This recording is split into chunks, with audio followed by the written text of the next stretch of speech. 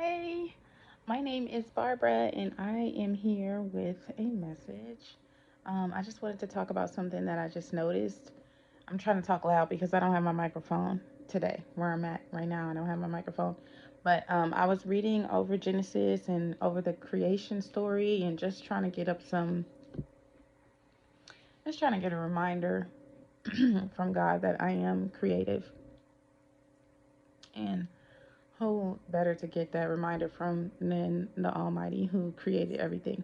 So I was reading over Genesis and um, getting some motivation from that particular part of the Bible. And I used to think that I wasn't a creative person because I can't draw or sing or the stuff that people just automatically think of when they think of art. I don't know how to do those things, but I am a creative person, but in another way. Um, I like to make things, create things, and I write stories, and I have like a creative imagination. And so I'm good with communication and stuff like that too. Um, so, sorry, somebody was calling me. While I was reading the creation story, in the bottom part of my study Bible that I advise you should get, it talks about the creation stories are similar to our creation story from the Bible is similar to other creation stories, but Um, actually, it wasn't saying that it was similar. It was saying that it contrasts. But I'm going to explain to you some things that I learned and why I'm saying that they're not similar, but some of the creation stories have like a common theme in them. I noticed that a lot of the creation stories have something to do with a snake or something like that, or eating some type of fruit. It's not always an apple or whatever, but they have like similar themes. And then the flood, that's a common theme in several of the creation stories. But um, let me see. I was gonna say that what I noticed though is that it doesn't really make sense in the other creation stories of why the flood happened. I feel like out of all of the stories of creation that I've read or studied in my religious studies, because that's what I went to school for. Uh, None of them make sense to me as much as the creation story from the Bible. Um, I had to write a paper on this, and so I just wanted to read some of the things that I wrote about in my paper, to just get you to see some of the similarities and why, like, it just really makes so much sense of how there's different types of stories that talk about creation, but there's only one truth, and once you know the true story, all the others just kind of, you can tell that they're just kind of like passed on stories from like generations, but no meaning to make sense. And like one of the stories talks about how the gods were fighting. Well, a lot of the stories talk about how the gods were fighting, and or they couldn't stand the noise that we were making, and that's why they did the flood. Like, and that just make it seem like the gods and goddesses were evil because if they supposedly created humanity, like some of these creation stories are saying, why would they get mad at the noise that we're making and then destroy us? Or in one of the creation stories, it talks about how the creator in the Orisha Yoruba myth story, it talks about how that creator uh, like got drunk and made people and like created people, and then they looked ugly. And since he was like kind of under the influence or drunk when he made the people, they came out ugly. And so he drowned everyone and then remade them. So like all the stories have different meanings, right? But the reasons of why the gods destroyed humanity, none of them make sense the most or better than uh, the Christian story.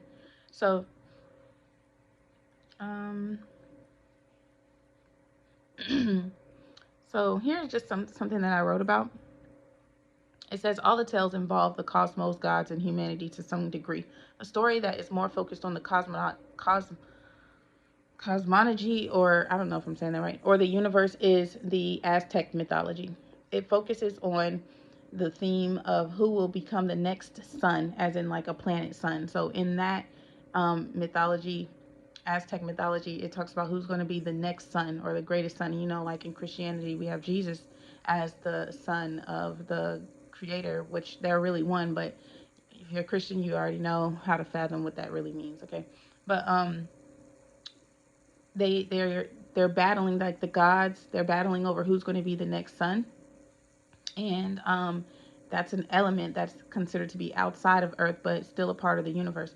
The Earth heavily depends upon the sun, which is why the sun is significant in the Aztec myth and in other mythologies. Like I know in the conscious community, they like to say that the story of Jesus Christ was stolen from the story of the sun.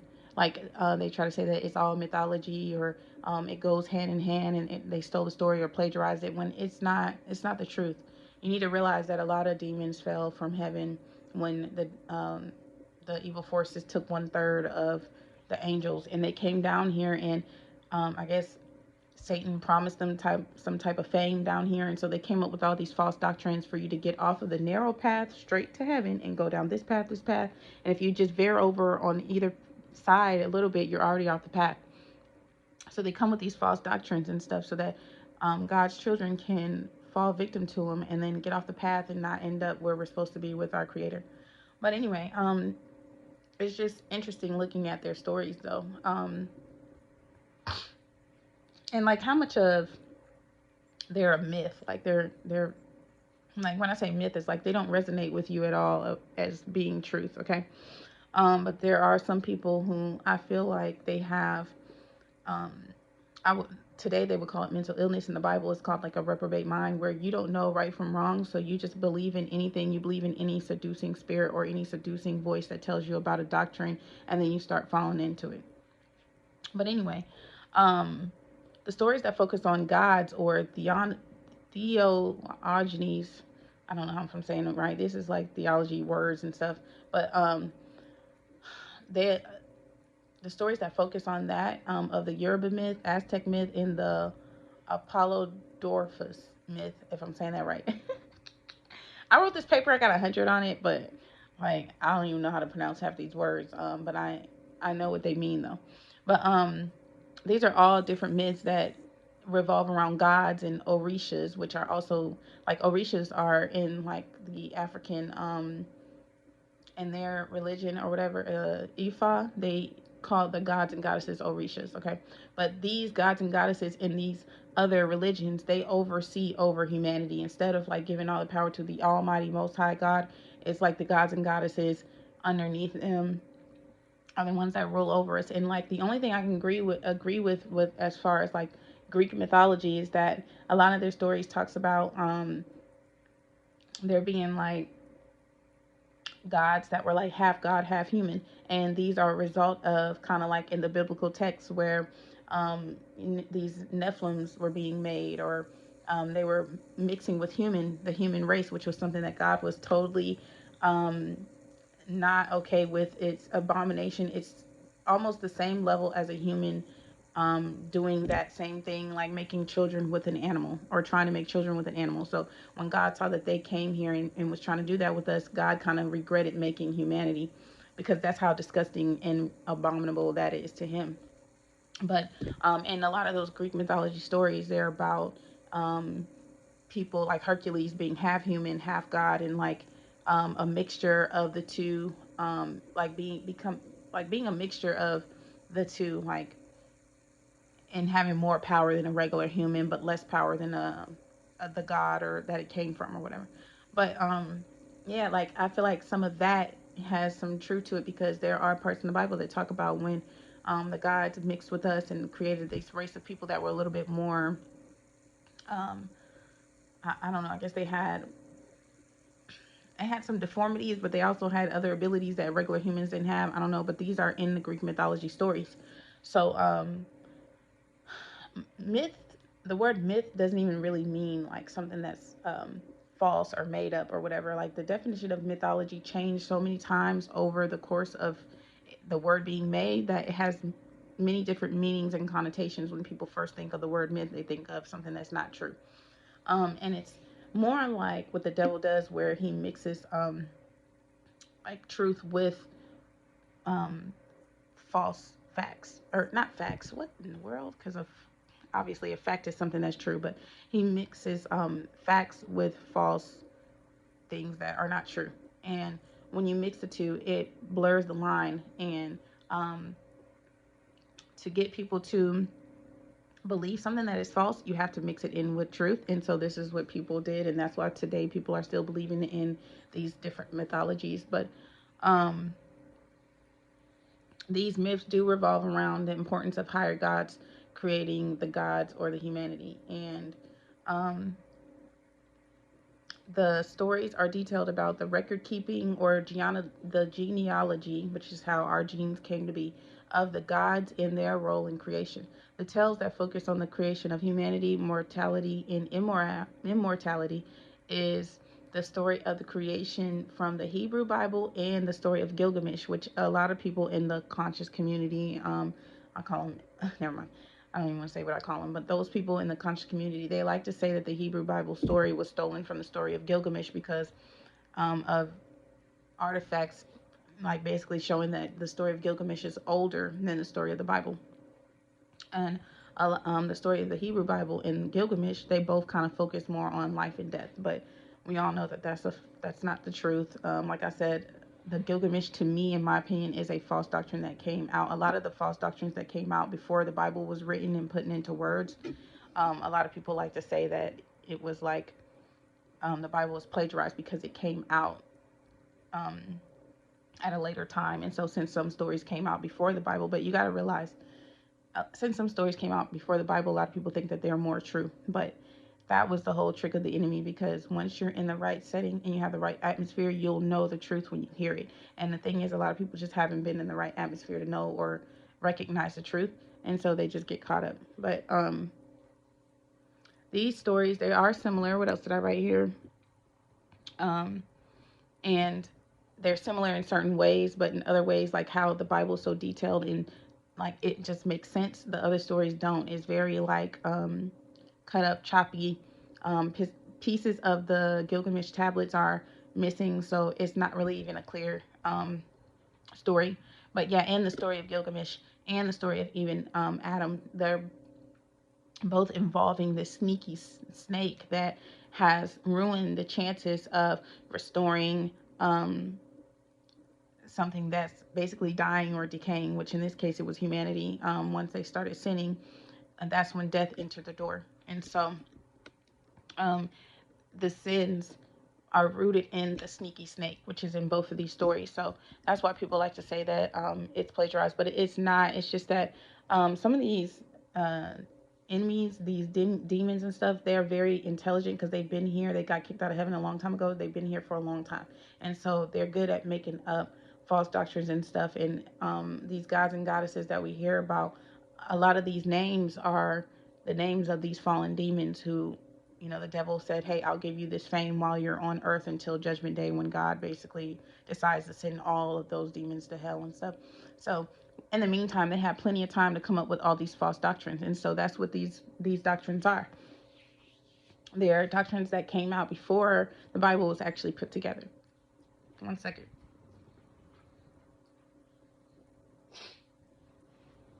Okay, so let me see. Is there anything else I want to touch on? I mean, some of this stuff is just not important because I don't want to really just get into their stories, but they're similar because the flood, the boat, the Gilgamesh is on tablets, and the Bible was, found on tablets or scroll or whatever. And so the two of those stories, they keep record of who begot who or who beget who, by the way of genealogy and bloodline, and that's why they have so much in common. But like I know in the Bible it talks about let us make humans in our let us make human in our image, and our seems like it could be talking about or referring to God in a plural state. Um, so a lot of people play on that too. It says right here in the Yoruba creation story, the Orisha called Obatala becomes drunk and creates a race of ugly people from clay. In the story of Gilgamesh, he is given a mirror of himself, which this mirror of himself was this other creation named Enkidu, Enkidu, or something like that. But they are equally strong and they battle each other for 40 days and 40 nights. Enkidu and Gilgamesh, which are supposed to be mirrors of each other, they battle each other for 40 days and 40 nights. And then, Jesus fasted for 40 days and 40 nights. So there's just a lot of numerology that's kind of similar as well with the creation and um, the survival, like how they survive in these stories, based off of in the Gilgamesh story, I think it's a flower or some kind of plant, but in the Hebrew Bible story, it's the fruit from the tree, um, that was like a holy tree in the garden where Adam and Eve were at.